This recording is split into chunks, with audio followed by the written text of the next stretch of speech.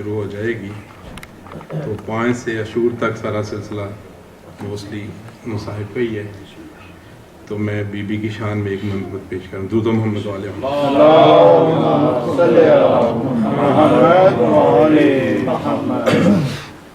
درود پڑھی محمد علیہ محمد.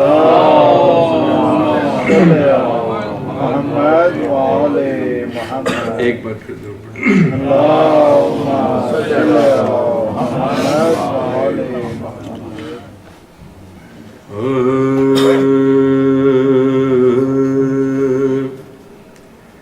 مریم سے بھی بطول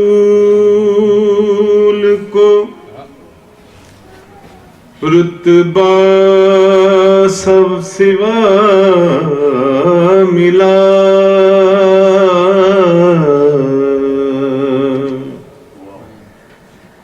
مریم سے بھی بطول کو رتبہ سوا ملا.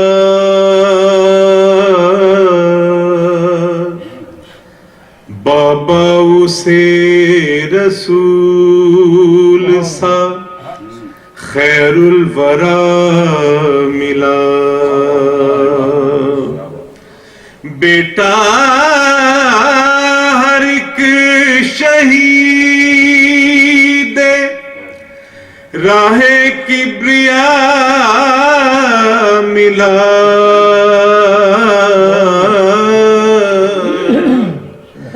شوہر ملا تو خلق کا مشکل کشا ملا. درود محمد علیہ عالم میں یوں شریک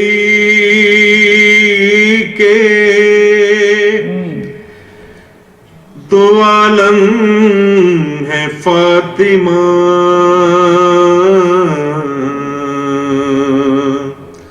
عالم میں یوں شریک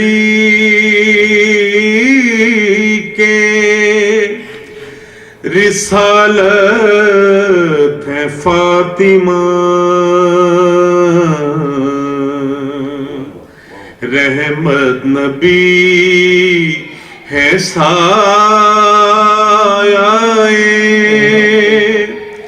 رحمت ہے فاطمہ.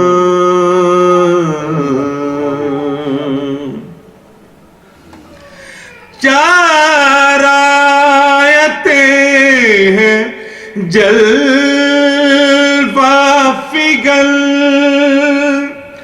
جس کی گود میں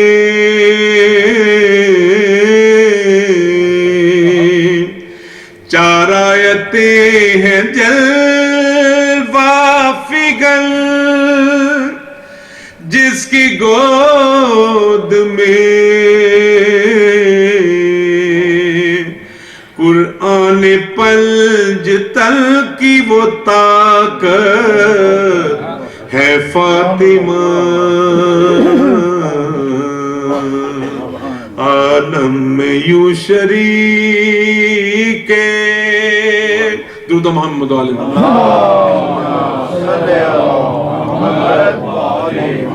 شوہر ولی پدر ہے پیمبر پسر ایمان. شوہر ولی پدر ہے پیمبر پسر ایمان. کتنی عظیم دین کی طاقت ہے فاطمہ. عالم میں یوں شریک درود محمد علیہ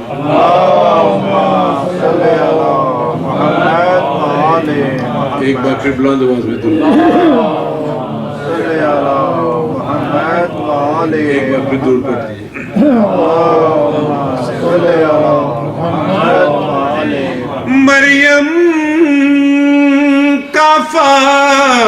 فاطمہ سے بھلا کیا مقابلہ،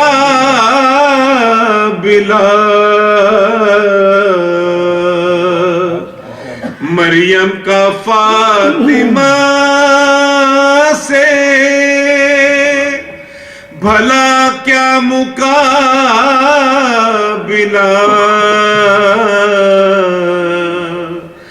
مریم تو عابدہ ہے، عبادت ہے فاطمہ، عالم میں یوں شریک رسالت ہے فاطمہ. دو دم ہم دعا لیں.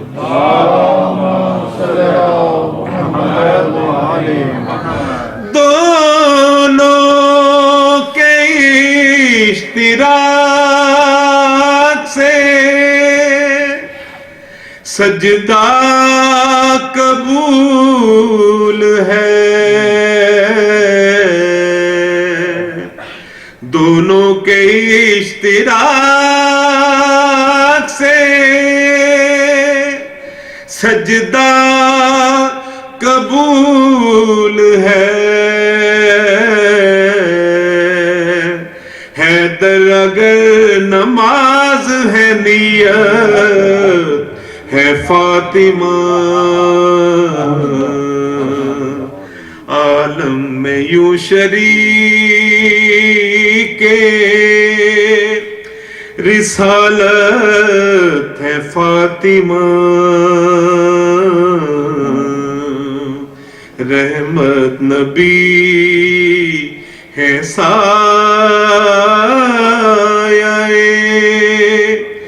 رحمت ہے فاطمہ. درود محمد اللہم صلی علی محمد وآل محمد.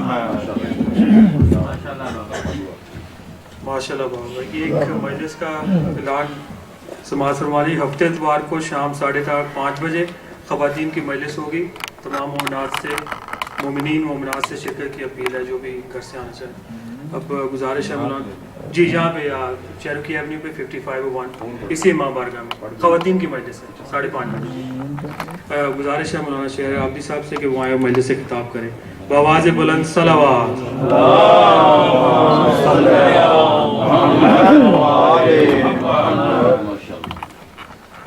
مومنین آگے تشریف لے آئیں پلیز.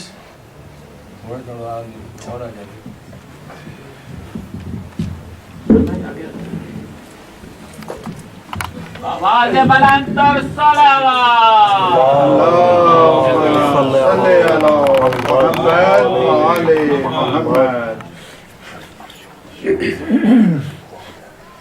بسم اللہ الرحمن الرحیم. الحمد للہ الذی هو الاول والآخر والظاہر والباطن، والصلاة والسلام على أشرف الأنبياء والمرسلين سيدنا ومولانا ومقتدانا أبي القاسم محمد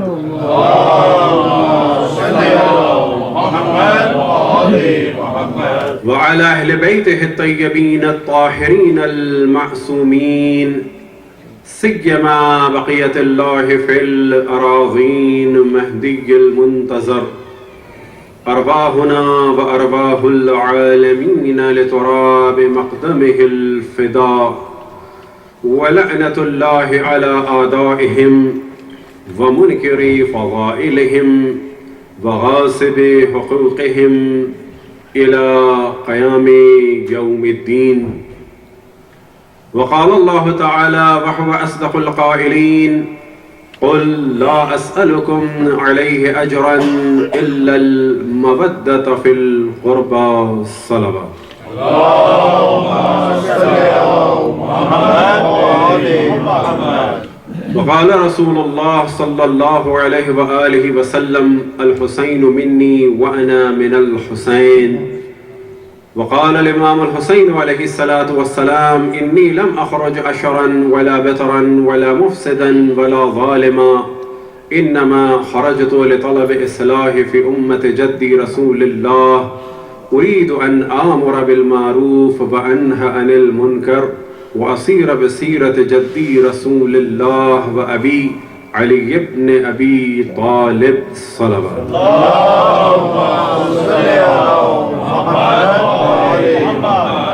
رسول اللہ صلی اللہ علیہ وآلہ وسلم مولا امیر المؤمنین علیہ الصلاۃ والسلام حضرت فاطمہ صلوات اللہ وسلام علیہا امام حسن علیہ الصلاۃ والسلام اور باقی ائمہ علیہم الصلاۃ والسلام خصوصاً امام زمان علیہ الصلاۃ والسلام کی خدمت میں شہادت امام حسین و اصحاب حسین و انصار حسین و اسیری اہل بیت اسیری اسیران کربلا کی تعزیت پیش کی جاتی ہے. صلوات پڑھیں بر محمد.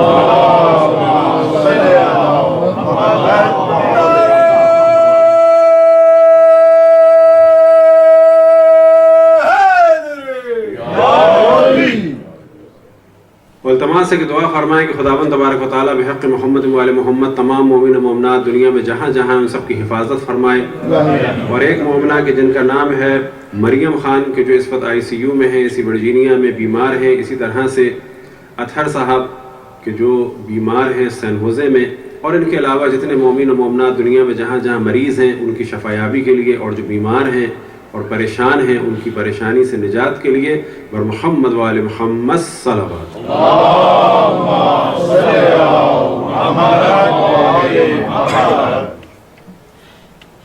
جب امام حسین علیہ السلام مدینے سے نکلے تو اپنا وصیت نامہ اپنے بھائی محمد حنفیہ کہ جنہیں تاریخ میں محمد ابن علی اور محمد اکبر بھی کہا جاتا ہے, ان کے سپرد کیا. اور اس وصیت نامے میں اپنے قیام یعنی مدینے سے نکلنے اور باطل کے مقابلے میں کھڑے ہونے کی علت کو اور سبب کو اور اپنے ہدف کو بیان فرمایا, اور ارشاد ہوا کہ میں اکڑ تکبر برائی یا ظلم یا فساد کے لیے نہیں نکل رہا, میں صرف اور صرف اپنے جد رسول اللہ کی امت کی اصلاح کے لیے نکلا ہوں. میں چاہتا ہوں کہ امر بالمعروف کروں, نہیں عن المنکر کروں, اپنے جد رسول اللہ اور اپنے والد علی ابن ابی طالب کی سیرت پر عمل کروں. صلوات پڑھیں بر محمد.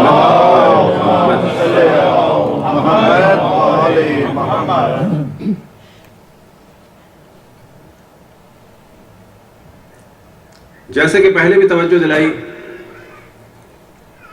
کہ مختلف موضوعات کہ جن کا تعلق مومنین کے نظریات سے, عقائد سے, عمل سے اور زندگی کے مختلف امور سے ہے, انہیں انشاءاللہ ڈسکس کریں گے. اب اس میں بھی شک نہیں کہ کسی بھی موضوع کو مکمل طریقے سے تو ڈسکس کرنے کا کوئی بھی دعویٰ نہیں کر سکتا, لیکن بقدر ضرورت جن موضوعات کی ضرورت مومنین کو ہے وہ موضوعات مومنین تک پہنچانا ان سب لوگوں پر لازم ہے کہ جن کے پاس علم ہو, چاہے وہ ہوں کہ جنہیں بظاہر یعنی دنیا میں ایز اے علماء پہچانا جاتا ہے, اور چاہے وہ ہوں کہ جو خطیب ہوں, اور چاہے ہم میں سے کوئی وہ ہو کہ جو شوقیہ مطالعہ کرتا ہو, اور چاہے کسی بھی زبان میں کرتا ہو. اور جب بھی وہ علوم اہل بیت علیہم السلام سے آشنا ہو جائے تو جس مقدار میں بھی اس کے پاس یہ امانت ہے اسی مقدار میں اپنے حلقے تک پہنچائے. اب یہ حلقہ کروڑوں افراد کا ہو تو بھی لازم ہے, اور اگر یہ حلقہ احباب یا جو افراد اس کی ریچ میں ہیں وہ 2 یا 4 یا 6 ہوں تو بھی اس پر لازم ہے. جس کی جتنی نیت خالص ہوگی, ممکن ہے کہ ہم لاکھوں افراد سے خطاب کریں لیکن نیت خالص نہ ہو, اور آپ میں سے کوئی شخص مطالعے کے بعد یا حتیٰ ہماری گفتگو کو سننے کے بعد خالصتاً اس پیغام کو اگر اپنی ایک اولاد تک یا اگر کسی اپنے ایک دوست تک پہنچائے اور نیت خالص ہو تو قطعاً آپ کا مقام بلند ہوگا بہ نسبت ہمارے کہ اگر ہماری نیت خالص نہ ہو. دعا خداوند تبارک و تعالیٰ سے کہ بحق محمد و آل محمد ہم سب کو مذہب حق اہل بیت کی خدمت کے لیے خالص نیت اور توفیق سے مالا مال فرمائے. صلوات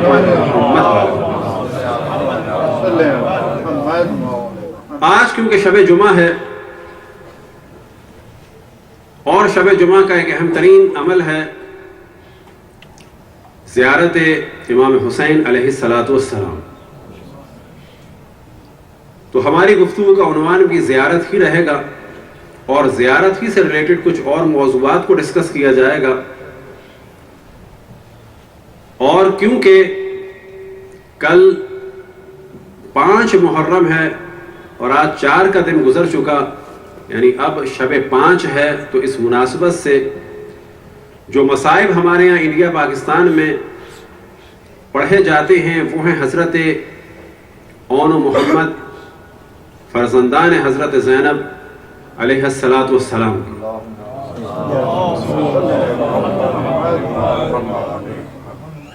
لہذا مصائب سے پہلے کچھ حضرت زینب کے بچوں کے بارے میں گفتگو ہوگی اور کچھ ان سے ریلیٹڈ گفتگو ہوگی، تاکہ فقط مصائب پر اکتفا نہ کیا جائے، صاحب مصیبت کے بارے میں بھی کچھ مزید معلومات ہو.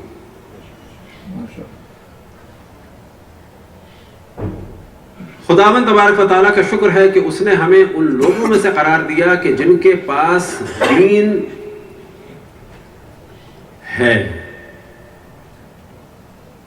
ایک بہت بڑی تعداد اپنے آپ کو دیندار سمجھتی ہے لیکن دین نہیں ہے ان کے پاس. لوگوں کے پاس بہت کچھ ہوتا ہے لیکن وہ اس کے مالک نہیں ہوتے.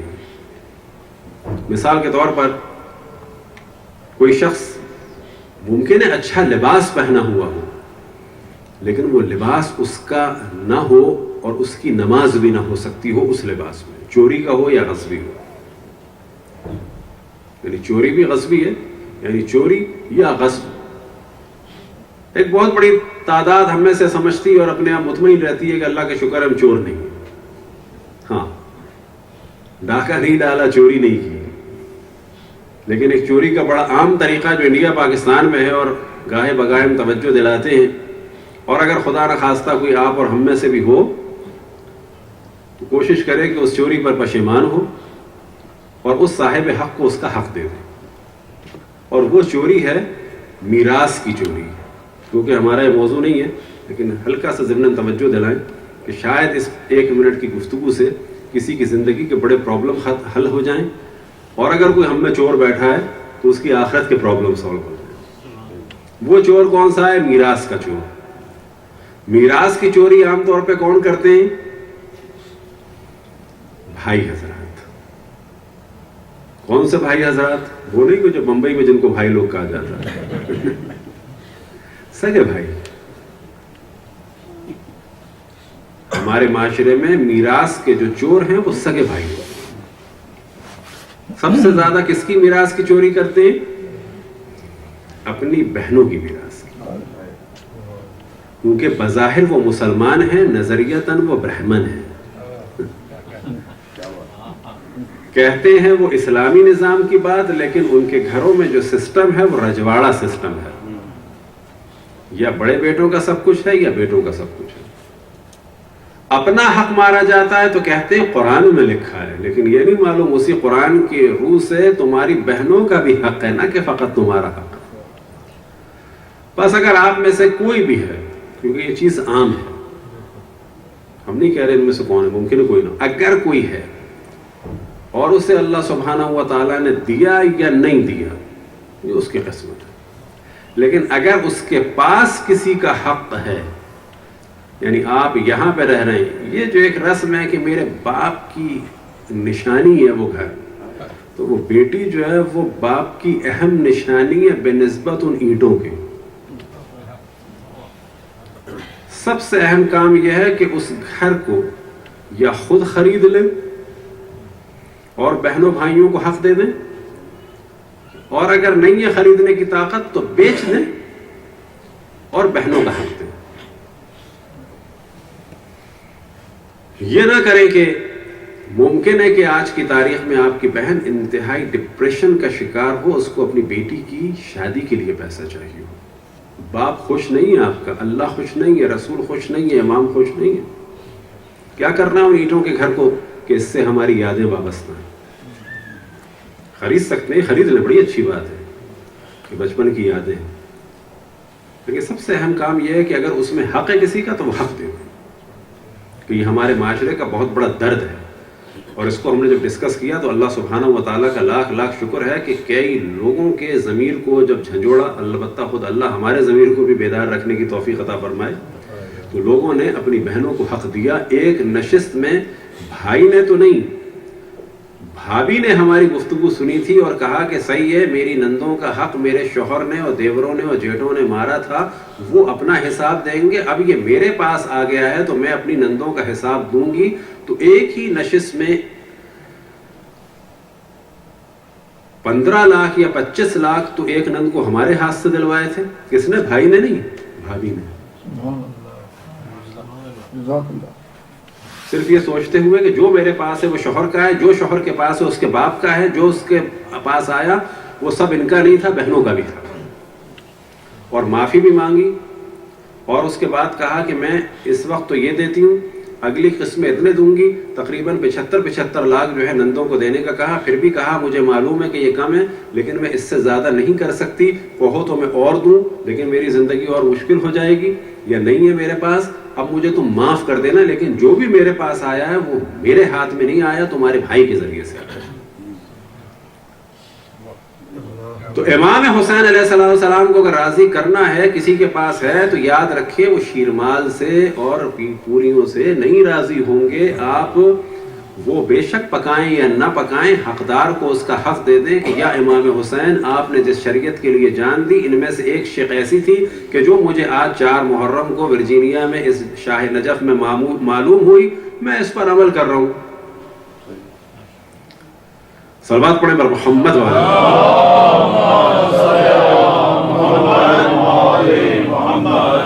یہ ظاہر میں رہے کہ امام حسین نے اپنے آپ کو قربان کیا تھا دین کو بچانے کے لیے. یہ دین بچایا تھا کس کے لیے؟ گھوڑوں کے لیے, گدھوں کے لیے, سمندر کی مچھلیوں کے لیے, کس کے لیے؟ انسانوں کے لیے. وہ انسان کیا کریں, لفظ دین کا خوبصورت ایک پینڈولم بنا کے یہاں ٹانگ لیں یا قرآن کی مائکرو کاپی ٹانگ لیں. اور کہیں گے قرآن تو نہیں, قرآن کے ساتھ اہل بیت تو کتب اربع کی بھی ٹانگ لیں, ایک سم کے اندر سب کچھ ڈالیں, ایک USB میں قرآن اور کتب اربع, ساتھ میں آپ کے احتیاط یہ ہے کہ ایک بہار الانوار بھی کر دی جائے, اس کو لے کے انسان ٹانگ لیں. اور کیا ہے, میں نے سینے سے دین کو لگایا ہوا ہے. یہ دین اس لیے نہیں ہے, یہ کس لیے ہے کہ اس پر عمل کیا جائے. اور جو یہ کہے کہ یہ دین اب عمل کے قابل نہیں ہے تو ان ڈائریکٹ وے میں یہ کہہ رہا ہے کہ امام حسین علیہ السلام نے معاذ اللہ ایک ایسی فضول چیز کے پیچھے اپنے آپ کو قربان کیا جو بیکار ہے ہمارے لیے. تو یہ چیز ذہن میں رہے. اور دعا کرنی چاہیے کہ ہم یہ 2-4 فٹ اوپر بیٹھے تو قطعاً آپ سے اوپر نہیں ہے. ہم سب کو ایک دوسرے کے لیے دعا کرنی چاہیے کہ خداوند تبارک و تعالی ہر روز ہمارے گراف کو اوپر سے اوپر کرے, اور قربت خداوند تبارک و تعالی اور قربت رسول اللہ اور قربت معصومین ائمہ علیہم السلام میں دن بدن اضافہ ہو. کس کے ذریعے سے؟ ان کی اطاعت کے ذریعے سے. اور ان کی اطاعت کیا ہے کہ واجبات پر عمل کیا جائے اور حرام سے بچا جائے. صلوات پڑھیں پر محمد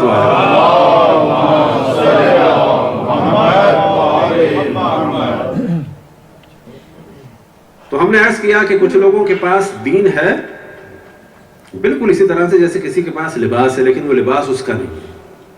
ہمارے پاس جو دین ہے وہ خالص دین ہے اس اعتبار سے کہ ہم نے اس کی اجرت ادا کی, اور اس دین کی اور رسالت کی اجرت کیا ہے کہ جو اللہ سبحانہ و تعالیٰ نے طلب کی اور حکم دیا اپنے حبیب کو کہ مانگو. ہر نبی کو حکم دیا کہ نہ مانگو, اشرف الانبیاء کو حکم دیا کہ مانگو. اور کیا مانگو؟ اپنے قربا کی مودت کے ذریعے سے, محبت کے ذریعے سے اس رسالت کی اجرت کو مانگو. ہم نے رسالت کے بعد جو دین لیا اس کی اجرت کو حب اہل بیت کے ذریعے سے ادا کیا. ہم ہیں صحیح معنی میں دیندار، نہ کہ وہ لوگ کہ جو اہل بیت سے دور ہیں اور اپنے آپ کو دیندار سمجھتے ہیں۔ یاد رکھیں کہ وہ بالکل دین نہیں رکھتے، فقط بظاہر دیندار ہیں۔ ان کی وہی مثال ہے کہ لباس ان کے جسم پر ہے لیکن اس میں نماز نہیں پڑھ سکتے کیونکہ اس کی قیمت ادا نہیں، چوری کا لباس۔ مودت اہل بیت علیہ السلام کی ایک علامت یہ ہے کہ جو ہر معاشرے میں محبت کی علامت، اور وہی علامت مودت اہل بیت کی بھی ہے کہ جس سے محبت کرتے ہیں اس کی خواہش کا احترام کرتے ہیں۔ یہ فطری سی بات ہے۔ ہر آدمی جب چاہتا ہے کسی کی توجہ کو اپنی جانب جلب کرے تو وہ چاہتا ہے کہ میں وہ کام کروں اور ویسا لگوں جیسے کہ وہ چاہتا ہے، میں وہ کروں جیسے وہ کام پسند کرتا ہے، میں ویسا لگوں جیسے کہ وہ چاہتا ہے۔ اب خواتین تو خوش ہو گئی ہوں گی کہ مردوں کو کہہ دیا بھائی لوگ، خواتین بھی ذہن میں رکھیں کہ بے پردگی عام دن میں ایک حرام، ایام ازاں میں اور بڑا حرام، سیاہ لباس میں اس سے بڑا حرام، کیونکہ سیاہ لباس میں بے پردگی اس بات کی علامت ہے کہ ہم شیعہ ہیں لیکن عمل نہیں کرتے۔ اور پھر مسجد اور امام بارگاہ میں آنا بے پردگی کے عالم میں اس سے بڑا گناہ۔ یہ بالکل ایسا ہے جیسے شراب پینا عام دن میں، ماہ رمضان میں اور بڑا گناہ، مسجد میں آ کے اور بڑا گناہ۔ تو کوشش کی جائے اور یاد رکھیں کہ جب بھی کوئی کام کرتا ہے تو مشکلات تو ہوتی ہیں۔ جس طرح سے خواتین بے پردہ ہوئی تھیں 1940 کے زمانے میں انڈیا میں، تو کہ ان کو مشکلات نہیں ہوئی تھی، گالیاں بھی پڑی، پتھراؤ بھی ہوا۔ اور بعض خواتین جو اس وقت بے پردہ ہوئی ان کی شادیاں بھی نہیں ہوئی ہیں، لوگ نہیں پسند کرتے تھے، لیکن وہ کتنی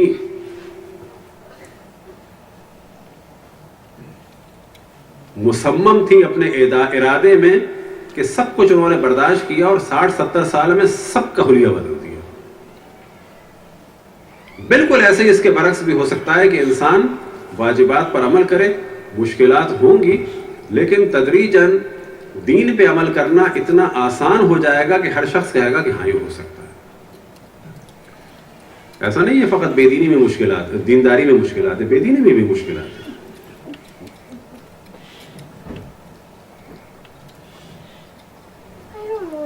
تو اہل بیت سے مودت کا ایک طریقہ ہے کہ ان کے غم میں غمگین اور خوشی میں خوشی منائی جائے۔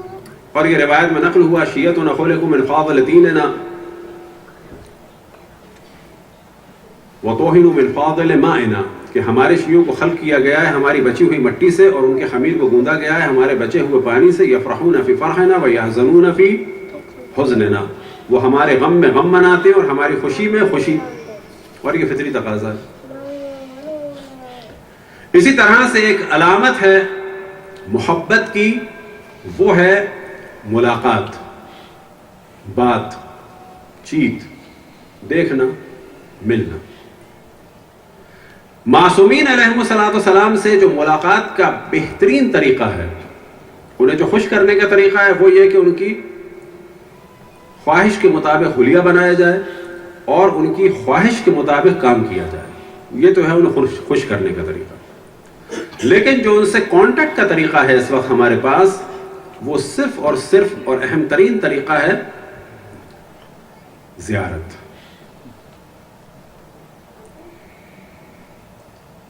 زیارت کے بارے میں توجہ رہے، خصوصاً زیارت امام حسین علیہ السلام کی۔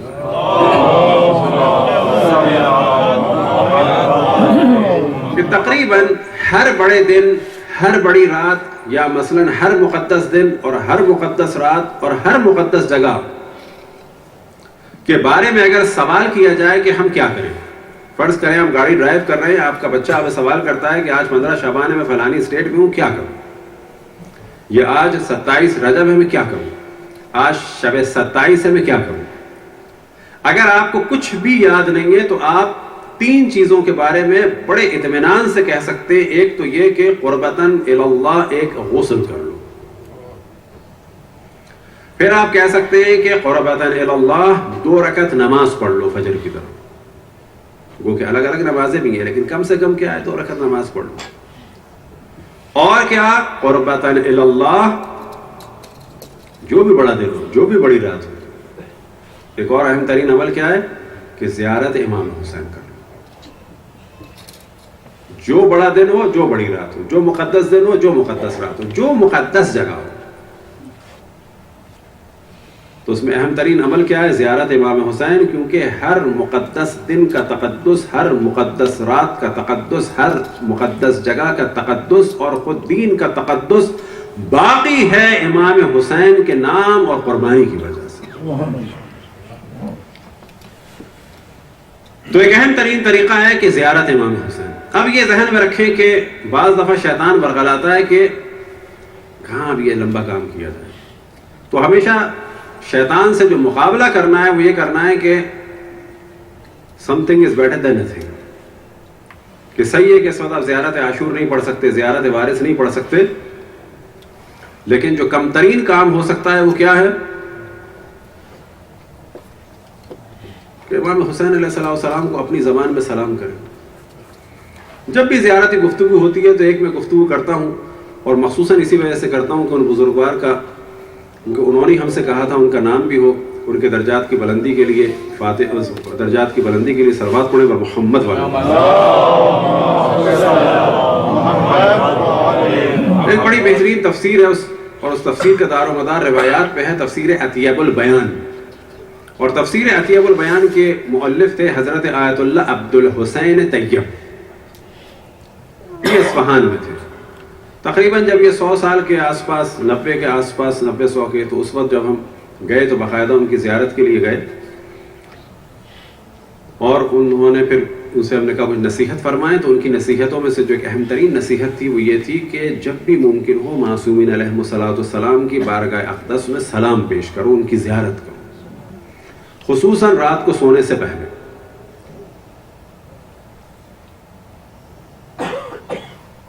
انہوں نے تفسیر لکھی تو تفسیر کے بارے میں خود انہوں نے فرمایا کہ جب انہوں نے کتاب لکھی کلمۃ الطیب، تو انہوں نے خواب میں دیکھا کہ امام زمان علیہ السلام ممبر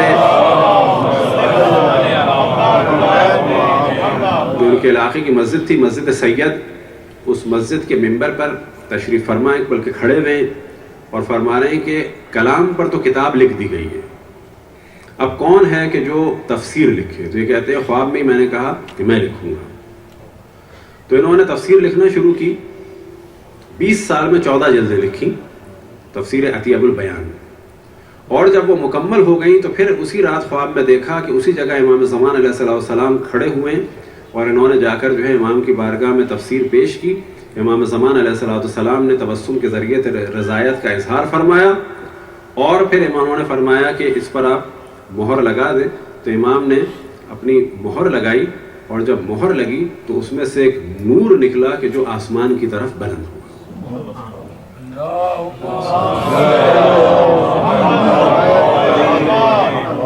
تو انہوں نے ہم سے خود فرمایا کہ جب بھی رات کو سو تو معصومین علیہ السلام کو سلام کرو۔ اب یہ سلام زیارت جامع کی صورت میں ہو ایسا نہیں ہے، مین چیز ہے کہ ہم معصومین علیہ السلام سے کانٹیکٹ میں رہیں، اور یہ کانٹیکٹ ڈیولپ ہو سکتا ہے کس صورت میں؟ مثال کے طور پہ 14 معصومین کا الگ الگ نام لے کے سلام کریں، یہ بھی ہو سکتا ہے، لیکن کم سے کم کیا ہو سکتا ہے؟ کم سے کم آسان سے آسان، سادے سے سادہ، کہ آپ ان کا تصور کریں کہ آپ کس کو سلام کر رہے ہیں، السلام علیکم ورحمۃ اللہ وبرکاتہ، مختصر۔ اب یہاں پہ سوال کیا جائے وضو سے ہو یا نہ ہو تو بہتر ہے، نہ ہو تو کیا کریں؟ چھوڑ دیں، یعنی سوال یہ ہے کہ نہ ہو تو کیا کریں؟ بھول جائیں، کیونکہ آیا بغیر وضو کے زیارت ہو سکتی ہے؟ بالکل ہو سکتی ہے۔ کوئی بالکل تھک کے چور ہو کے لیٹ گیا ہے اور اب اسے یاد آیا ہے، کھڑا ہو جائے بڑا اچھا ہے، بیٹھ جائے بہت اچھا ہے، چلے کھڑا نہیں ہے بیٹھ کے کر لے، ہو سکتی ہے، بالکل ہو سکتی ہے۔ بیٹھنے کی بھی طاقت نہیں ہے، کیا بہتر ہے سمتھنگ کی بیٹھنے نتھنگ، یعنی آئمہ سے رابطہ برقرار ہو یا نہ ہو، لیٹے لیٹے السلام علیکم ورحمۃ اللہ وبرکاتہ، زبان نہیں چل رہی ہے، کیا بہتر ہے؟ آواز نکلے۔ یہ ذہن میں رکھیں کہ سلام مستحب ہے، زیارت بھی مستحب ہے، اور زیارت در حقیقت سلام ہے۔ فرق یہ ہے کہ جب ہم سلام کرتے ہیں بار بار تو اس میں القاب آتے ہیں، اس میں جملے آتے ہیں۔ سلام ہو آپ کے اوپر اہل بیت اللہ، سلام ہو آپ کے اوپر اے مادن رسالہ. لیکن ہے وہ سلام در حقیقت. سلام مستحب ہے، جواب ہم پر بھی واجب ہے، حتیٰ رسول اللہ صلی اللہ علیہ وآلہ وسلم اور باقی ائمہ پر بھی واجب ہے، وہ بھی مستثنی نہیں ہے. ایسا نہیں ہے کہ شریعت میں فقط ہم پہ واجب ہے، ان پر بھی واجب ہے. ہمیں بھی کوئی سلام کرے ہم پر جواب واجب ہے، اور ہم جیسے بھی کیوں نہ ہو، فاسق و فاجر بھی خدا نہ خواستہ، تو بھی ان پر جواب واجب ہے. اور اتنی جواب کی اہمیت ہے کہ اگر ہم 20 آدمی بیٹھے ہیں، ان کو محفل میں آئے کہتا ہے السلام علیکم، تو یہ ذہن میں رکھیں کہ جواب دینا واجب کفائی ہے، یا تو سب جواب دے دیں، ورنہ اگر کسی ایک نے بھی دے دیا تو باقیوں پر واجب نہیں ہے. یہ تو ہے مسئلہ بیٹھنے کا. اگر ہم سب نماز پڑھ رہے ہیں اس میں کوئی سلام کر دے، فرض کریں یا جماعت ہو رہی ہے، خود مولانا نماز پڑھا رہے ہیں، 20-25 آدمی جماعت پڑھ رہے ہیں، ایک دم سے ایک آدمی آیا اور اس نے کہا السلام علیکم ورحمۃ اللہ، تو واجب ہے سب پر کے جواب دیں. لیکن اگر کسی ایک نے بھی کہہ دیا السلام علیکم، احتیاط یہ ہے کہ جو اس نے سلام کیا ہے وہی جواب دیں، السلام علیکم، نہ کہ وعلیکم السلام نماز میں. اب اگر اکیلے آپ پڑھ رہے ہیں نماز اور کوئی کمرے میں آیا السلام علیکم، اکیلے آپ اگر نماز پڑھ رہے ہیں تو واجب فوری ہے، یعنی نماز کے بعد کا انتظار نہیں کرنا ہے. واجب کی مختلف اقسام ہیں، اس میں سے ایک قسم ہے واجب فوری، یعنی فوراً واجب ہے اس کام کو انجام دینا. انہی میں سے قسم ہے کسی واجب فوری میں سے ایک واجب فوری ہے سلام کا جواب دینا. اب آپ فوراً نماز میں کہیں گے وعلیکم السلام نہیں، السلام علیکم، ختم نماز. تو کوئی بھی مستثنی نہیں ہے سلام کے جواب سے، حتیٰ انبیاء اور ہیں. اب یہ ذہن میں رکھیں کہ ہم جیسے بھی ہیں، اگر ہم زیارت کرتے ہیں معصومین کی، یعنی سلام کرتے ہیں، ہمارا سلام جیسا بھی ہو ان پر جواب دینا واجب ہے.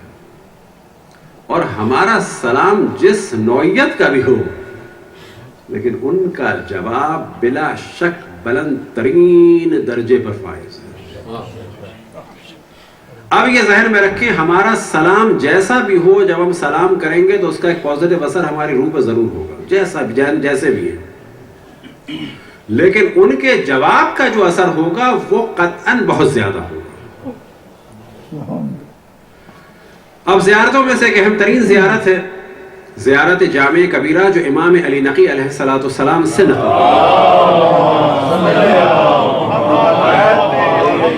اور وہ زیارت در حقیقت مجموعہ ہے فضائل اہل بیت علیہ السلام کا. اب بہت ساری زیارات ہیں، لیکن فی الحال ہم فوکس کرتے ہیں محرم کی مناسبت سے زیارت عاشور.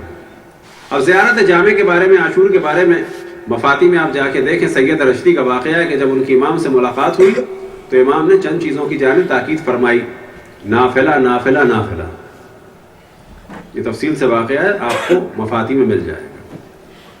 اور پھر جامعہ جامعہ جامعہ، امام نے کہا زیارت جامعہ پڑھا کرو، جامعہ جامعہ جامعہ. زیارت عاشور پڑھا کرو، عاشور عاشور عاشور. تو زیارت عاشور امام حسین علیہ السلام کی زیارات میں سے سب سے زیادہ اہم ہے. اور اس زیارت کے بارے میں توجہ رہے کہ یہ زیارت در حقیقت حدیث قدسی ہے، یعنی یہ زیارت اللہ سبحانہ و تعالی کی جانب سے جناب جبرائیل کے ذریعے سے پہنچی ہے رسول اللہ صلی اللہ علیہ وآلہ وسلم تک، اور پھر ان کے بعد باقی ائمہ کے ذریعے سے. اور یہ زیارت در حقیقت حدیث ہے، لیکن حدیث قدسی. اور اسی طرح سے توجہ رہے کہ اس زیارت میں 100 لعن ہیں، 100 سلام ہیں. ہمارے یہاں لوگ بیلنس سے آؤٹ ہیں، اور عموماً لوگ آؤٹ ہو جاتے ہیں، ظاہر کلچر میں یہی ہوتا ہے. ایک طبقہ وہ ہے کہ جو بغیر کسی دلیل کے جو ہے فقط چاہتا ہے کہ لعنت بھیجے دشمنوں پہ. کل بھی ہم نے توجہ دلائی حل الدین الا الحب والبغض، کہ امام فرماتے ہیں دین آیا حب اور بغض کے علاوہ کچھ ہے نا. واقعی یہی ہے، دین یا حب ہے، یعنی محبت. کس کی محبت؟ اللہ کی، رسول کی اور ائمہ کی. اور بغض ہے، کس سے بغض؟ اللہ، رسول اور ائمہ کے دشمنوں سے. اور اسی چیز کو کہا جاتا ہے تبرہ اور تولا. لیکن یہ ذہن میں رکھیں کہ تبرہ تولا کہا جاتا ہے، لیکن عربی میں جو صحیح اس کا لفظ ہے، فارسی میں بھی تبرہ تولا کہتے ہیں. ایسا نہیں کہ ہم اردو والوں کی غلطی ہے، لیکن جو صحیح اس کا لفظ ہے وہ ہے تبری اور تبلی. اب اظہار برات جس طریقے سے ہو سکے، ہمیں دشمن سے اظہار برات کرنا ہے، علمی طریقے سے، گفتگو کے ذریعے سے، بچوں کو بتانا ہے، اپنے آپ کو بتانا ہے، محفلوں میں بتانا ہے. اور تولا ہمیں ہر طریقے سے کرنا ہے. اہل بیت علیہم الصلوۃ والسلام، اللہ رسول اور اہل بیت علیہم الصلوۃ والسلام کا دفاع کرنا ہے، ان کی معرفت کرانی ہے، ان کے فضائل پڑھنے، ان کے فضائل کو جاننا ہے، ان کے ناموں کو رکھنا ہے، ان کا ذکر کرنا ہے. جس طریقے سے ہو سکے اظہار محبت کرنا ہے. اور دوسری جانب اللہ رسول اور ائمہ کے دشمنوں سے جس طریقے سے ہو سکے اظہار نفرت کرنا ہے. لیکن زمان اور مکان کو، یعنی جگہ کو اور ٹائم کو دیکھتے ہوئے. اب اس ذہن توجہ رہے کہ جب کہا جاتا ہے کہ کسی کے مقدسات کو برا نہ کہو، یہ ہمارے مراجع عام طور پہ فرماتے ہیں، لیکن یہ جان لیں کہ مقدسات کو برا نہ کہو میں خود بخود یہ معنی چھپے ہوئے ہیں کہ ان کو برا تو آپ سمجھتے ہیں، یہ انڈرسٹوڈ چیز ہے. سمجھنے میں نہیں بات ہو رہی کہ آپ برا نہ سمجھیں. اگر فتنہ ہو رہا ہے تو برا نہ کہیں. یہ بالکل ایسا ہے جو مثال دیتے ہیں کہ اگر انڈیا میں گائے کو مارنے کے ذریعے سے فساد ہوتا ہے تو کہا جائے گا کہ انڈیا میں گائے کو نہ مارو. نہ یہ کہ انڈیا میں گائے کی تم پرستش کرو، اس کو گاؤ ماتا کہو. تو دشمنان اہل بیت کو بعض جگہ ہم بے شک کھل کے برا نہ کہیں اس وجہ سے کہ فتنہ ہوگا، نہ یہ کہ ان خبیثوں کا احترام کریں. کہ خداوند تبارک و تعالیٰ کی اور تمام ملائکہ کی اور تمام انبیاء کی اور تمام غوثیہ کی اور تمام مومنین جن و انس کی لعنت ہو دشمنان اہل بیت. برا تو سمجھنا انڈرسٹوڈ ہے، اور جس کے دل میں بھی ذرہ برابر کبھی ان کے لیے دل نرم ہونا لگے تو فوراً توبہ کرے، استغفار کرے کہ یا اللہ میں نے کون سا ایسا گناہ کیا ہے کہ جو اہل بیت کے دشمنوں کے لیے ہلکا سا میرا دل دھڑکنے لگا ہے. وہ کسی گناہ کا نتیجہ ہے، وہ حرام کسی چیز کے کھانے کا نتیجہ ہے. حتیٰ اگر کبھی معاذ اللہ کہ خدا ہم سب کو محفوظ رکھے، کسی دشمن اہل بیت علیہم السلام کے لیے دل میں کچھ آنے لگے، حتیٰ انسان روزہ رکھے، کھانے پینے کو جو ہے وہ کنٹرول کرے، یا گناہ کا نتیجہ ہے یا کسی کھانے پینے کا نتیجہ، حرام کھایا، نجس کھایا. تو زیارت عاشور میں جو سب سے پہلی چیز ہے وہ 100 دفعہ لعن ہے. اللهم لعن أول ظالم ظلم حق محمد وآل محمد وآخر طابع لولا ذلك اللهم لعن الإصابة التي جهدت الحسين وشايعت وبايعت وطابعت لقتله اللهم لعنهم جميعا. یا تو زیارت کے اس جملے کو، لعن کے اس جملے کو 100 دفعہ پڑھیں، یا ایک طریقہ بیان ہوا ہے کہ اللهم لعن اول ظالم ظلم حق محمد وآل محمد وآخر طابع لولا ذلك اللهم لعن الإصابة التي جهدت الحسين، نہ اللهم لعن اول ظالم ظلم حق محمد وآل محمد وآخر طابع لولا ذلك، یہاں تک پڑھ دیں 100 دفعہ. اب اگر یہ آپ 100 دفعہ ایک ہی جگہ پڑھنا چاہیں، ایک ہی ڈائریکشن میں پڑھنا چاہیں، ایک ہی وقت پڑھنا چاہیں، یہ بھی صحیح ہے. تھوڑا تھوڑا کر کے پڑھنا چاہیں، یہ بھی صحیح ہے. صبح زیارت پڑھیں، شام تک کمپلیٹ کریں، یہ بھی صحیح ہے. بیچ میں بات چیت کریں، وہ بھی صحیح ہے. یا یہ کہ لعن پڑھنے کے بعد، یعنی اللہم لعن یہ پوری جب آپ نے پڑھی تو نیت کر لیں کہ یہی لعنت ہو ان دشمنوں پہ 100 دفعہ، یعنی پڑھی نہیں لیکن نیت کر لیں یہی لعنت 100 دفعہ. ایک یہ بھی طریقہ ہے. ایک طریقہ کہ جو خود اب ہم جب قم میں تھے تو صبح گھر سے نکلتے تھے اور درسوں میں جاتے جاتے جو ہے وہ تھوڑی پڑھی، پھر اس کے بعد جو ایک علامت لگا دی، پھر تھوڑی پڑھی، پھر تھوڑی پڑھی، پھر تھوڑی پڑھی. اب آنے کے بعد قم سے جب ہم نے اپنی والدہ کو بھی بتایا تو ہماری والدہ نے پھر ایک اور طریقہ نکالا تھا، وہ ہمیں اچھا لگا تھا کہ یہ بھی ہو سکتا ہے. تو انہوں نے مختلف جو گٹھلیاں تھیں وہ بورچی خانے میں ایک پیالے میں رکھ دی تھی، 100 گٹھلیاں کھجور وغیرہ کی. اب کیونکہ اس دوران کام کے درمیان تسبیح تو مشکل ہوتی ہے تو ایک لعن پڑھی یا دول پڑی تو میں 2 گٹھلیاں اٹھا کے دوسرے پیالے میں ڈال دی، یہ بھی ہو سکتا ہے۔ گاڑی چلاتے میں اگر آپ کاؤنٹ کر سکتے ہیں، لیکن یہ نہ ہو کہ ہمارے نام سے گاڑی چلاتے میں تسبیح اٹک گئی، پتہ کسی جگہ، یہ ہمارے ساتھ ہو چکا ہے۔ ایک دفعہ ہاتھ میں تسبیح تھی اور پتہ چلا ایک دم سے جو ہے وہ کسی چیز میں اٹک گئی تھی، تو یہ نہ کیجیے گا۔ کوئی کہے کہ جی مولانا نے کہا تھا نا، ہم نے ایسا کچھ نہیں کہا، ہم نے تو اپنا تجربہ بھی بیان کر دیا، تسبیح لے کے کبھی بھی، لیکن اگر کر سکتے ہیں تو وہ بھی صحیح۔ 100 دفعہ پھر سلام ہے، السلام علیک یا ابا عبداللہ وعلی الارواح التي حلت بفنائک علیکم منی جمیعا سلام اللہ ابدا ما بقیت وبقی اللیل والنہار ولا جعل اولا واخر العہد منی لزیارتکم، السلام علی الحسین وعلی علی ابن الحسین وعلی اولاد الحسین وعلی اصحاب الحسین جمیعا ورحمۃ اللہ وبرکاتہ۔ اب اس کے ساتھ کہتے ہیں یہی سلام ہو امام حسین اصحاب امام حسین پہ 100 دفعہ، یا یہ کہ 100 دفعہ پڑھ دیں، بہت اچھا ہے وہ تو۔ اب یہ کس ترتیب سے؟ کسی بھی ترتیب سے ہو جائے، something is better than nothing. کوئی خاص ٹائم ہے؟ کوئی ٹائم نہیں، جس وقت کر پڑھ لیں اچھا۔ یا یہ کہ السلام علیک یا ابا عبداللہ وعلی الارواح التي حلت بفنائک علیکم منی جمیعا سلام اللہ ابدا ما بقیت وبقی اللیل والنہار، اتنا بھی پڑھا جا سکتا ہے۔ سے مراد یہ کہ کسی بھی طریقے سے پڑھیں۔ پھر اس کے بعد مختصر سی دعا ہے، اللہم خص انت اقبل ظالم باللعن منی وابدأ به ابلا ثم لعن ثانيا وثالثا ورابعا، اللہم لعن یزید خامسا ولعن عبید اللہ بن زیاد وابن مرجانة وعمر بن سعد وشمرا وعلى ابي سفیان وعلى زیاد وعلى مروان الى یوم القیامہ۔ پھر اس کے بعد ایک سجدے کی دعا ہے، پھر اس کے بعد 2 رکعت نماز ہے، وہ بھی پڑھنا چاہیں تو پڑھیں، واجب نہیں ہے، پہلے پڑھ لیں، بعد میں پڑھ لیں، رات کو پڑھ لیں، دن میں پڑھ لیں، ظہر اثر کے ساتھ پڑھ لیں، گھر پہ آ کے مغرب میں پڑھ لیں، لیکن یہ سب کچھ کیا جا سکتا ہے۔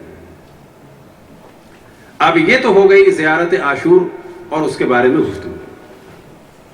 جب خود ہم پہنچے قم تو مختلف مراجع اور بزرگان سے ہم نے ہمیشہ سوال کیا کہ معرفت خداوند تبارک و تعالی، معرفت معصومین علیہم الصلاۃ والسلام اور قربت خدا اور قربت معصومین علیہم الصلاۃ والسلام کے لیے کیا بہترین عمل ہے؟ البتہ واجبات کے بعد۔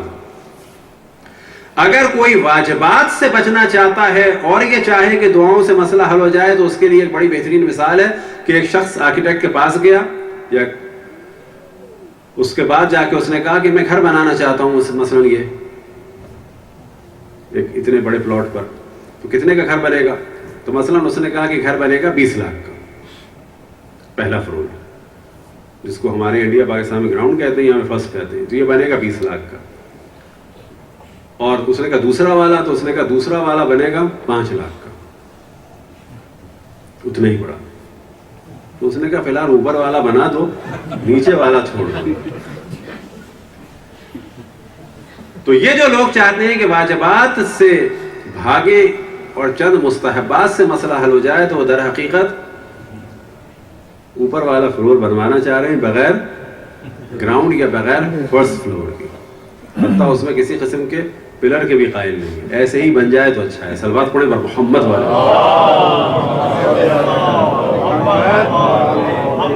تو اتفاق یہ ہے کہ تمام علماء مراجع بزرگان نے، آیت اللہ بہجت نے، آغا مرشی نے، اور ان کے علاوہ دیگر حضرات نے، خود آیت اللہ العظمی طیب نے جو تاکید کی، کس کے لیے کی؟ جامع اور عاشورہ۔ پھر ایک دفعہ زری کے پاس خود میں نے حضرت آیت اللہ العظمی بہجت سے سوال کیا، البتہ ان سے میں نے سوال ہی زری کے پاس کیا،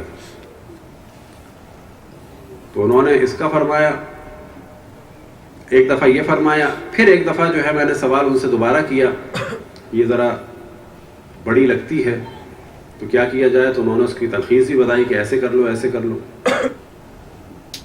پھر میں نے کہا کہ دعا کریں کہ خداوند تبارک و تعالی اور معصومین سے قربت حاصل ہو، تو اس پر انہوں نے فرمایا ہمین بے خوانید، ہمیں چیز بھی آ ہے، اس کو پڑھو، سب کچھ اس کے ذریعے سے حاصل ہوگا۔ کس کے ذریعے سے؟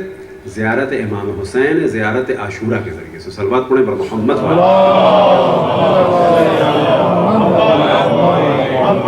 اب یہاں پر یاد رکھیں کہ ہر جگہ کا ایک مزاج ہوتا ہے، تو انڈیا پاکستان کا بھی ایک مزاج تو ہے، ہر قوم کا ایک مزاج ہوتا ہے۔ اب ہم نے ایسا نہیں سمجھا انڈیا پاکستان کے لوگ بہتر ہیں، یہ بعض دفعہ خواہ مخواہی میں اپنی قوم کو ہم نیچے کرتے ہیں۔ ہر قوم میں کچھ خصوصیات ہیں، کچھ کمیاں ہیں، ہر قوم میں کچھ نیگیٹو چیزیں ہیں، کچھ پازیٹیو چیزیں ہیں۔ اس وقت کہا جا سکتا ہے کہ دنیا بھر میں جو زیادہ سینٹرز کا کام ہو رہا ہے, جتنی مجالس آباد ہیں, یعنی دیگر ممالک کے حساب سے, ہم کسی بھی ملک کو کم نہیں کر رہے, اور لوگوں نے اپنے دین کو باقی رکھا ہوا ہے, جو سب سے زیادہ پرسنٹیج ہے وہ انڈیا پاکستانیوں کی ہے. اب ساری دنیا میں دیکھ لیں سینٹر کس نے زیادہ بنائے اور وہ سینٹر کس کے زیادہ آباد ہیں,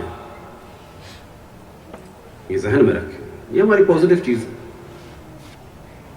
بعض خامیاں اگر ہم میں ہیں تو ساری چیزیں تھوڑی خراب ہیں ہماری بھی, اور بعض اچھائیاں دوسروں میں ہیں تو ساری چیزیں نہیں اچھی ہوتی.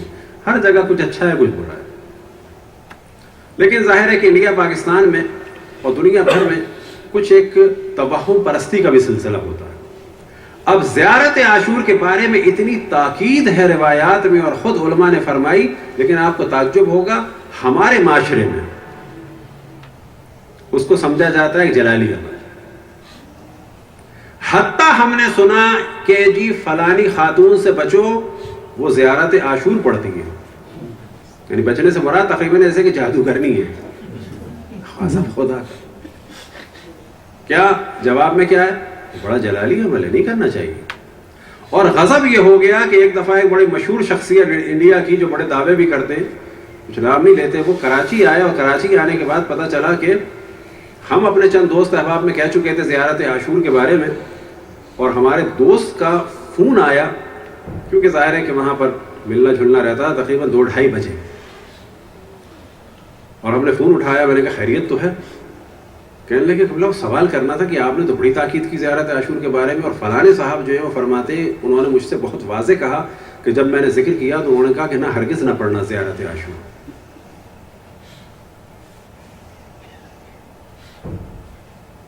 کیوں؟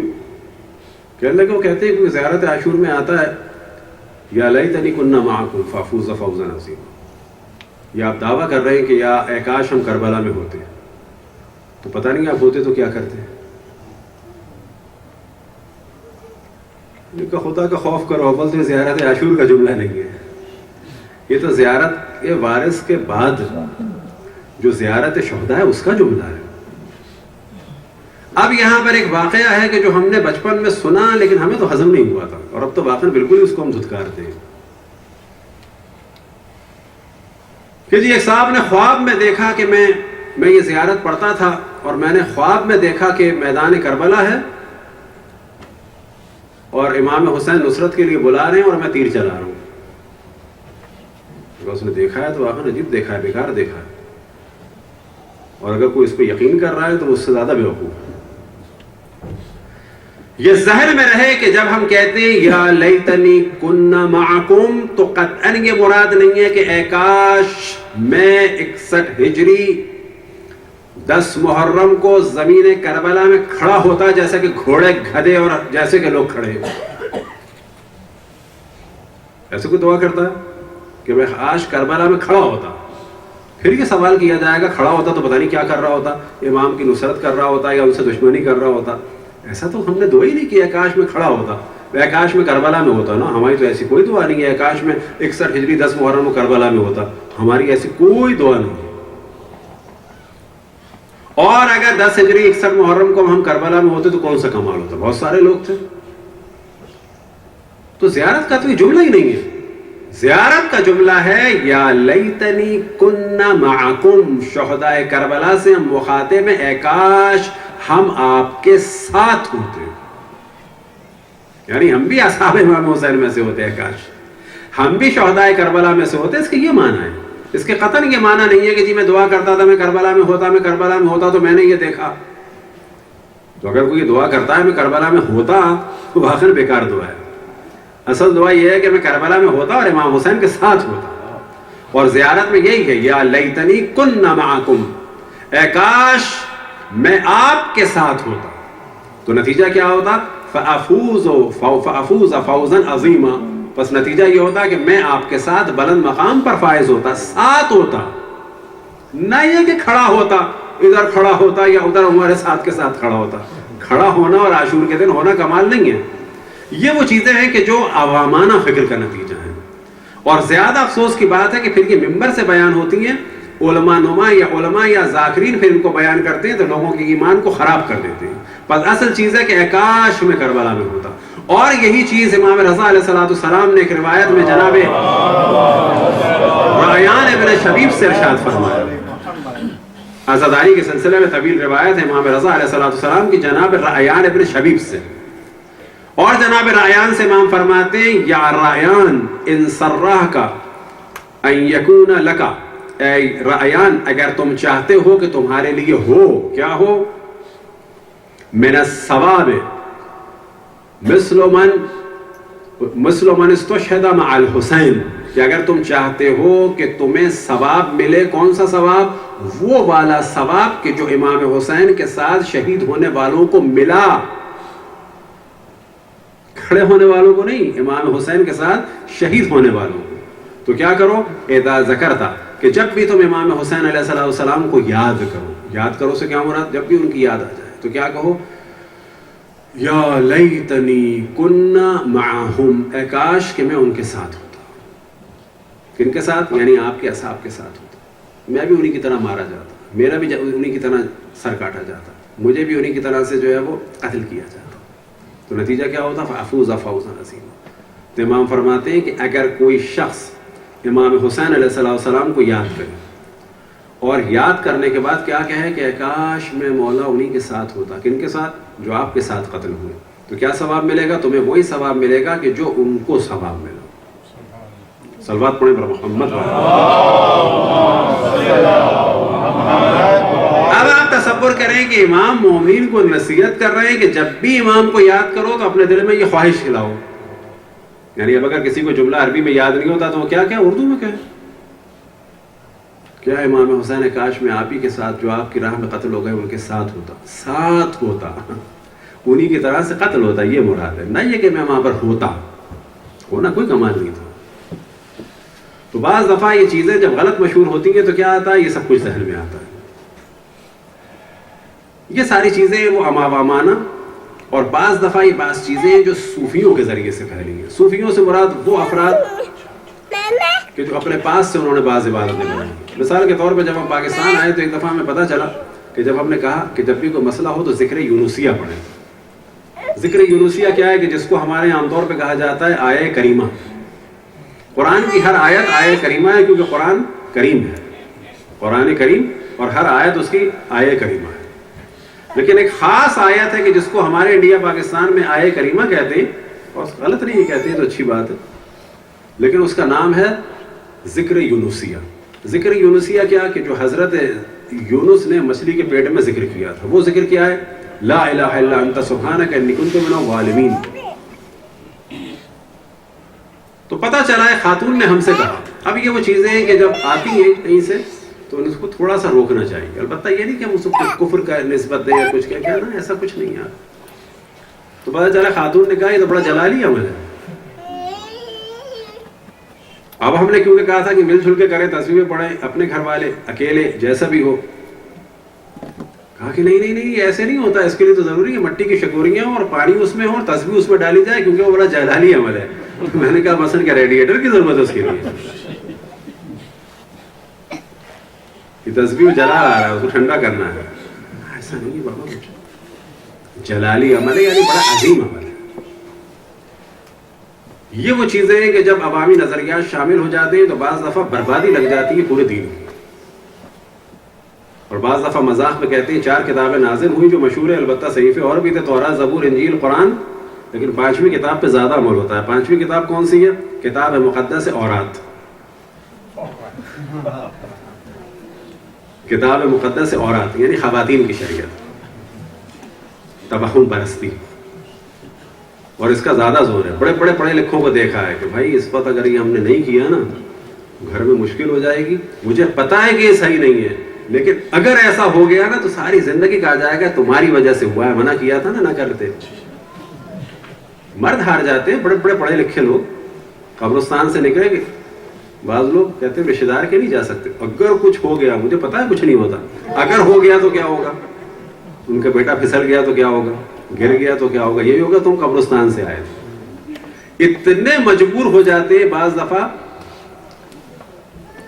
کہ نہ چاہتے ہوئے بھی عمل کرنا پڑتا ہے کتاب مقدس اورات پر. صلوات پڑھیں پر محمد والے.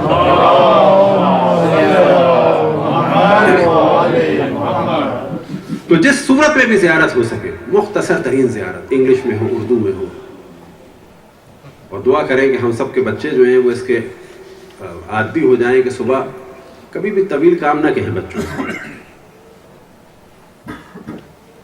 سلام کر لو معصومین کو، کیا کر لو، السلام علیکم، کم جب کہا تو ذہن میں ہے کس کو سلام کرنا ہے، یہی کافی ہے، یہ ہو گئی زیارت، something is better than nothing. رات کو بھی یہی کر لو، گاڑی چلاتے میں بھی یہی کر لو، آفس میں سر رکھا تھوڑی دیر کے لیے، آنکھیں بند کی تو یہ کر لو، باتوں کے درمیان بھی کر لو، کسی وقت بھی ہو سکتا ہے۔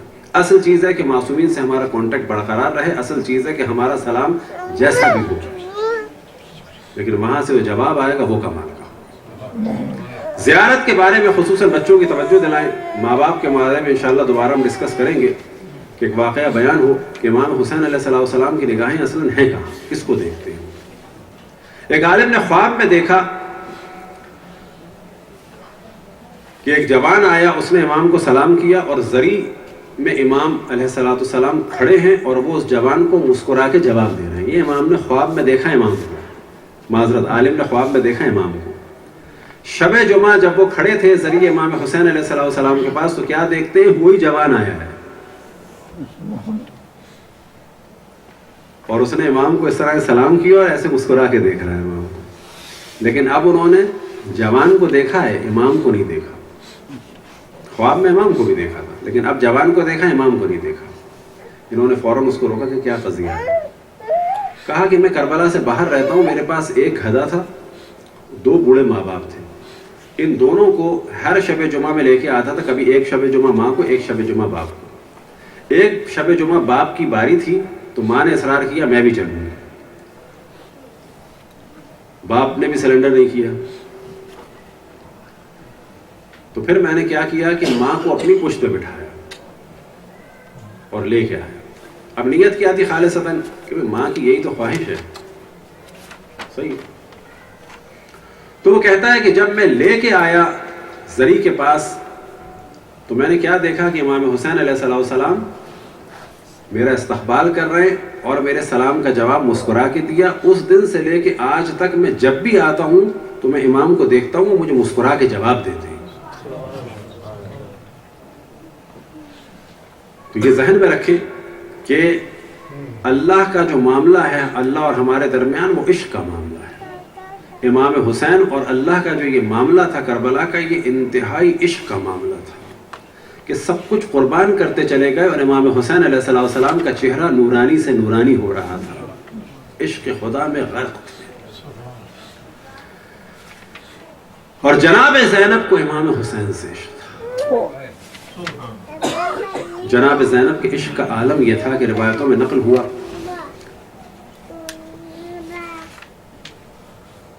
کہ مختلف کاموں کے درمیان ایسے نگاہیں امام حسین کی جانب ہوتی تھی۔ یہ ذہن میں رکھیں کہ 15-16 سال کی لڑکی اور 17-18 سال کے جو بھائیوں کا عشق ہوتا ہے، محبت ہوتی ہے، وہ تدریجاً شادیوں کے بعد اور فیملیز بننے کے بعد وہ نہیں رہتی کیفیت کہ جو بہنوں کو بھائیوں سے ہوتی ہے۔ یاد رکھے شادیوں کے بعد، فیملیاں بننے کے بعد تھوڑا اثر پڑتا ہے، ہم نہیں کہتے 100% ختم ہو جاتی ہے، لیکن جناب زینب سلام اللہ علیہ نے، آپ جانتے ہیں شادی میں شرط کیا رکھی تھی؟ جب جناب عبداللہ کا رشتہ آیا تھا، جناب زینب سلام اللہ علیہ نے کہا تھا میں عبداللہ سے شادی کے لیے تیار ہوں، لیکن شرط یہ ہے کہ جب بھی میرا بھائی شہر سے باہر جائے گا میں ساتھ جاؤں گی اس سے۔ اور یہاں سے پتہ چلتا ہے کہ شادی میں شرط لگانا جائز ہے، اور مرد اگر شرط کو قبول کرتا ہے تو اس پر وفا جائز ہے، وفا واجب ہے۔ جناب زینب سلام اللہ علیہ کی کہ 2 بیٹوں کا ہمارے یہاں ذکر ہے، کس کا؟ اون کا اور محمد کا۔ لیکن جناب زینب سلام اللہ علیہ کے 4 بیٹے تھے۔ اب پرابلم یہ ہے کہ جب بعض چیزیں ڈسکس کی جاتی ہیں تو لوگ کہتے ہیں نئی چیزیں آ رہی ہیں، تو بعض دفعہ تو عربی کتابوں کا حوالہ دیا جاتا ہے، لیکن ہم آپ کو اردو ہی کتاب کا حوالہ دے دیں کہ 14 ستارے کے جو ابھی نہیں چھپی ہے، اور ایک اچھی کتاب ہے، اس میں امام حسین علیہ السلام کے باب میں آخر میں جا کے حضرت زینب اور حضرت ام کلثوم کا باب ہے۔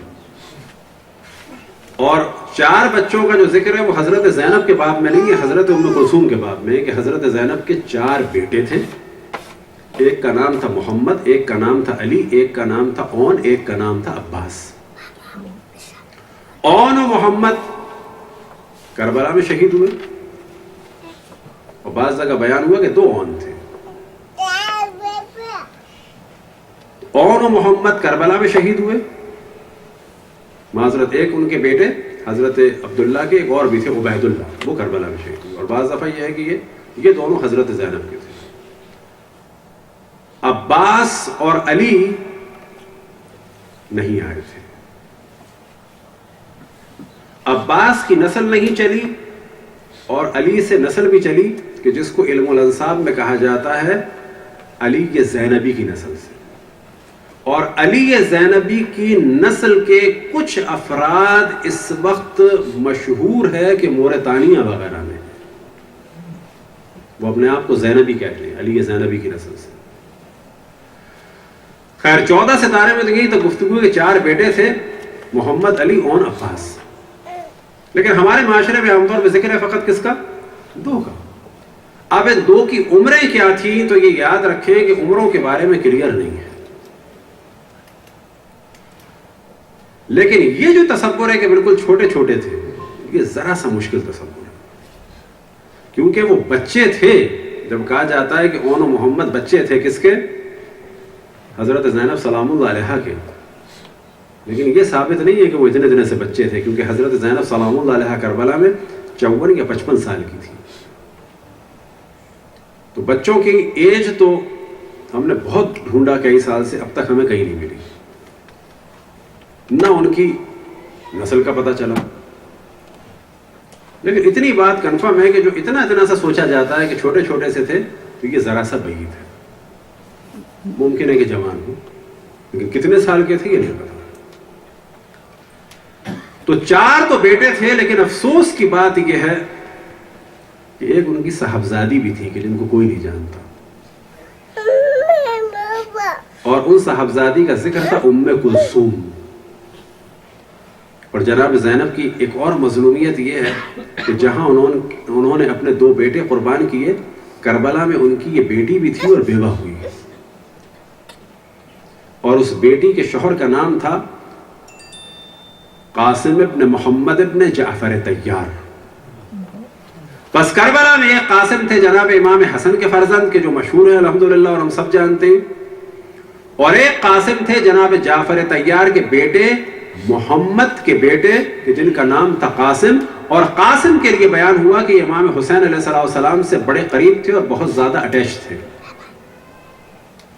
اور ساتھ ہی یہ واقعہ بیان ہوا کہ ایک دفعہ معاویہ نے مروان ملعون کو بھیجا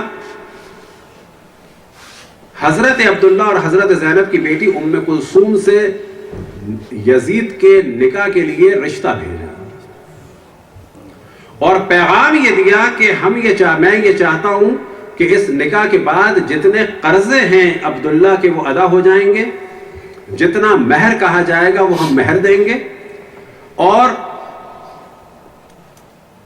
ہم 2 خاندانوں کا ایک ملاپ ہو جائے گا.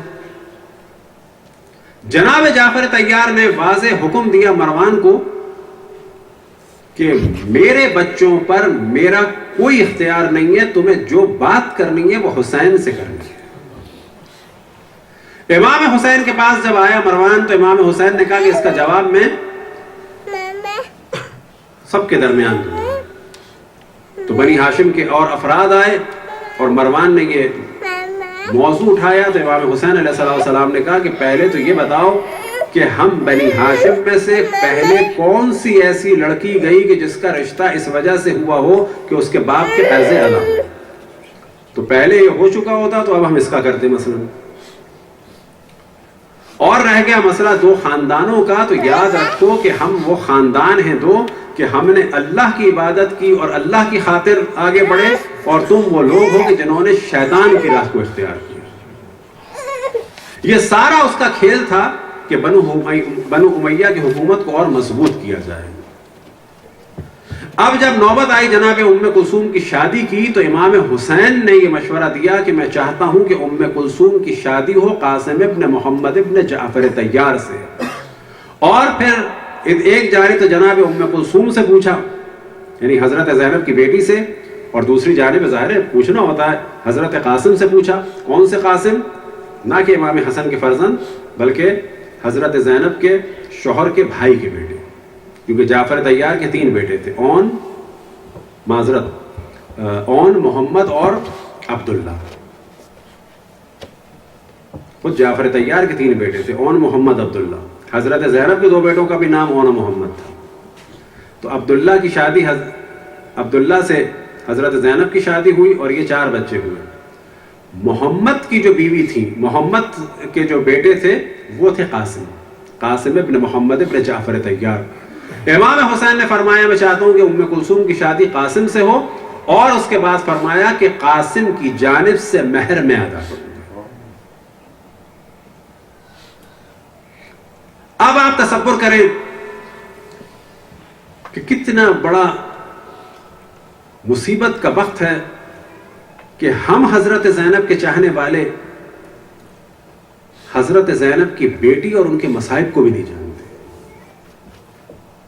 وجہ کیا ہے کہ ماحول ایسا بنا دیا گیا کہ جب ہم بھی شہداء کربلا کا تفصیل سے ذکر کرتے ہیں تو بعض دفعہ مومنین کی جانب سے یہ فیڈ بیک آتا ہے, بعض دفعہ البتہ ہمیں تو جو کرنا ہوتا ہے اللہ کا شکر کر رہے ہیں کہ مولانا فائدہ کیا ہے اس کا. وہ تصور کریں فائدہ کیا ہے. اب ان سے پوچھا جائے فائدے کی ڈیفینیشن کیا ہے, یعنی 1400 سال کے بعد حضرت زینب کی بیٹی اور داماد کا تمہیں پتہ چل گیا, یہ فائدہ نہیں ہے. اب اگر حضرت زینب کی بیٹی اور داماد اور شہداء کربلا کا ذکر ہم لوگ نہ کریں, وہ بھی شہداء کربلا کی محفل میں, تو پھر کہاں ہوگا ان کا ذکر.